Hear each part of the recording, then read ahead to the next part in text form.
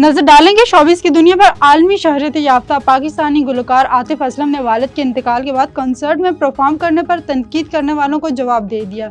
गुज़श्ता माह आतिफ असलम के वालिद लाहौर में इंतकाल कर गए थे। वालिद के इंतकाल के अगले ही दिन गुलकार ने कराची क्रिकेट स्टेडियम में यौम आज़ादी की मुनासबत से मुनक्किदा कॉन्सर्ट में परफॉर्म किया था। एक जानिब गुलकारों के मद्दाहों की जानिब से खूब सराहते हुए कहा कि आतिफ असलम वालिद के इंतकाल के बावजूद अपनी पेशा वराना जिम्मेदारियों से पीछे नहीं हटे, जबकि दूसरी जानिब गुलकार को तनकीद का निशाना भी बनाया गया। पाकिस्तानी ड्रामा इंडस्ट्री के नामवर मुसन्निफ और शायर हलीलुर रहमान कमर ने अपने ड्रामों पर की जाने वाली तनकीद का जवाब दे दिया।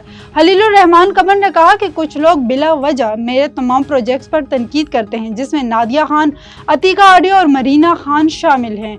नादिया खान के हवाले से गुफ्तगू करते हुए हलीलुर रहमान कमर ने कहा कि नादिया खान का अदाकारी से कोई ताल्लुक नहीं, वो ना ही उर्दू जानती हैं और ना ही अंग्रेजी। मैंने कभी इनके साथ काम करने का सोचा भी नहीं है। हाँ, अतीका आडियो और मारिया खान के साथ काम करने का सोचा है। वो उर्दू में कुछ कमज़ोर हैं और चूंकि पाकिस्तान में ड्रामे खालिस उर्दू में बनते हैं, इसलिए अदाकारों को ये ज़ुबान सीखनी पड़ती है। स्कर्दू में रीछ के हमले का शिकार होने वाली गुलकारा कुरुतलैन बलोच की टीम ने इनकी सेहत से मुतालिक पहला बाज़ाब्ता बयान जारी कर दिया। कुरुतलैन बलोच के इंस्टाग्राम पर जारी बयान में कहा गया कि गुलकारा हाल ही में गिलगित बल्तिस्तान के सैलाब मुतासरीन की बहाली के लिए काम करने गई थी, जहां वो जामा डिजास्टर रिस्पांस सर्विसेज के हमरा मुतासरा देहात में अमदादी सरगर्मियों में शरीक थी। बयान के मुताबिक 4 सितंबर की रात दौरान क़याम खेमे में मौजूदगी के वक्त इन पर बुरे रीछ ने हमला किया, ताहम CDRS टीम ने फौरी कार्रवाई करते हुए रीछ को भगा दिया।